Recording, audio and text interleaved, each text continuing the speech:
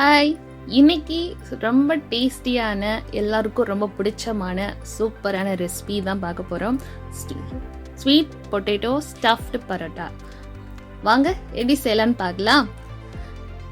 இதுக்கு ஒரு குக்கரில் தேவையான அளவுக்கு தண்ணி விட்டுட்டு ஸ்வீட் பொட்டேட்டோ 350 கிராம் நான் எடுத்திருக்கேன். இதை உப்பு சேர்க்காம 2 விசில் வச்சு எடுத்துக்கலாம். பரோட்டா மாவு பிசைகிறதுக்காக 2 கப் அளவுக்கு கோதுமை மாவு சேர்த்துருக்கேன்.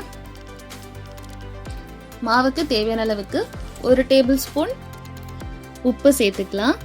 இதை ஃபர்ஸ்ட் மாவோட நல்லா கலந்து விட்டுருங்க. நான் ரீஃபைண்ட் ஆயில் 2 டேபிள் ஸ்பூன் சேர்த்துக்கிறேன். இது நல்ல மாவை சாஃப்ட் ஆக்கி கொடுக்கும். தேவையான அளவுக்கு தண்ணி விட்டு நம்ம சப்பாத்தி மாவு எப்படி பிசைவோமோ அதே மாதிரி பிசைஞ்சி வச்சிடுங்க.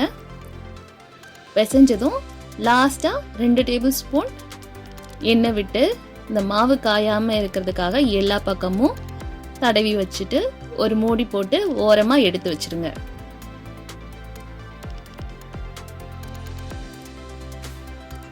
இப்போ ஸ்வீட் பொட்டேட்டோ ரெடி ஆயிடுச்சு. அதோட தோலெல்லாம் எடுத்துட்டு ஒரு மேஷர் வச்சு நல்லா மசிச்சு எடுத்துக்கலாம். கட்டிகள் இல்லாமல் நல்லா மேஷ் பண்ணி எடுத்துட்டிங்கன்னா அந்த மாவு திரட்டும் போது நமக்கு கரெக்டாக அந்த மாவு கூட ஒட்டிடும். ஒரு கடாயில் தேவையான அளவுக்கு 2 டேபிள் ஸ்பூன் எண்ணெய் சேர்த்துக்கலாம். 1/4 டேபிள் ஸ்பூன் சீரகம்,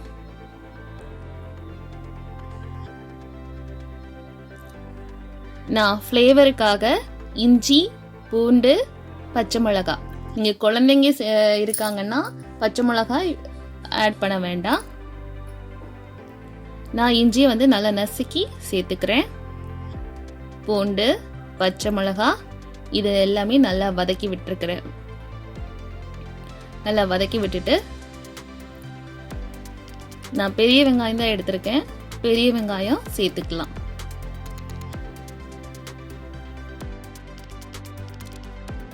வெங்காயத்துக்கு தேவையான அளவுக்கு உப்பு சேர்த்துக்கலாம். வெங்காயம் வதங்கினதுக்கு அப்புறம் மஞ்சள் தூள், 1/4 table spoon garam masala, 1/2 table spoon மல்லித்தூள், 1/4 ஸ்பூன் மிளகாய் தூள், கொஞ்சமாக பெருங்காயத்தூள் சேர்த்துட்டு நல்லா கலரி விட்டுக்கோங்க. எப்பயுமே மசாலா சேர்க்கும் போது லோ ஃப்ளேமில் வச்சுக்கோங்க, ஏன்னா டக்குன்னு கருகிரும். இப்போ மேஷ் பண்ணி வச்சிருக்கிற ஸ்வீட் பொட்டேட்டோவையும் சேர்த்து கலந்து விட்டுக்கலாம். இப்படி செஞ்சு கொடுத்து பாருங்க, குழந்தைங்க பிடிக்காதவங்க கூட சாப்பிட ஆரம்பிச்சிடுவாங்க. கொஞ்சம் உப்பு பத்தலை, அதனால லைட்டாக உப்பு சேர்த்துக்கிறேன். லாஸ்ட்டாக கொத்தமல்லி தூவி நல்லா கலந்து விட்டு ஒரு பிளேட்டில் மாற்றி வச்சுக்கோங்க.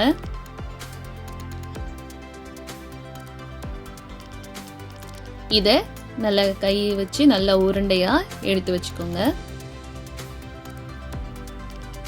பரோட்டாவுக்கும் அதே மாதிரி மாவை உருண்டையாக எடுத்துக்கலாம்.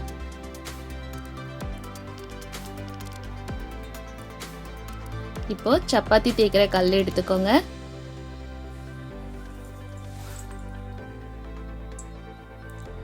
இப்படி உள்ளங்கையில் வச்சு ப்ரெஸ் பண்ணிட்டு ஃப்ளாட் ஆக்கிட்டு கல்லில் கொஞ்சம் மாவை தூவி விட்டுருங்க. லைட்டாக கொஞ்சமாக பெருசாக தேய்ச்சிட்டு நம்ம ரெடி பண்ணியிருக்க ஸ்டஃபிங்கவும் உள்ளே வச்சிடலாம். ஒவ்வொரு ஓரமாக எடுத்து நான் வீடியோவில் காமிக்கிற மாதிரி எடுத்து கவர் பண்ணுங்க. இந்த மாதிரி கவர் பண்ணிட்டு நல்லா உள்ளங்கையில் வச்சு ஒரு 2 நிமிஷம் இப்படியே நல்லா உருட்டினீங்கன்னா உருண்டை மாதிரி ஆயிடும். அதே மாதிரி மாவை மேலேயும் கீழேயும் நல்லா தடவி விட்டுட்டு நம்ம எந்த சைடு ஃபஸ்ட்டு தேய்க்க ஆரம்பிக்கிறோமோ அதே மாதிரி எடுத்து நீங்கள் தேய்ச்சிங்கன்னா கரெக்டான அது பர்ஃபெக்டான ஒரு ரவுண்ட் ஷேப் கிடைக்கும். இந்த மாதிரி ரொம்ப மெல்லிசாக தேய்க்காம கொஞ்சம் தடிமனாக தேய்ச்சி எடுத்துக்கோங்க. நான் எண்ணெய் சேர்த்து ஃபஸ்ட்டு வேக வைக்கிறேன். தோசைக்கல்லில் சொட்டு எடுத்துடலாம். இதுக்கு எண்ணெய், பட்டர், கீ நீங்கள் எது கூட வேணாலும் சேர்த்து செய்யலாம். இது சும்மா சாப்பிட்றதுக்கே நல்லா இருக்கும். நீங்கள் ஒரு பெர்ஃபெக்டாக ஒரு கிரேவி கூட வச்சு சாப்பிட்டாலும் ரொம்ப ரொம்ப டேஸ்டியாக இருக்கும்.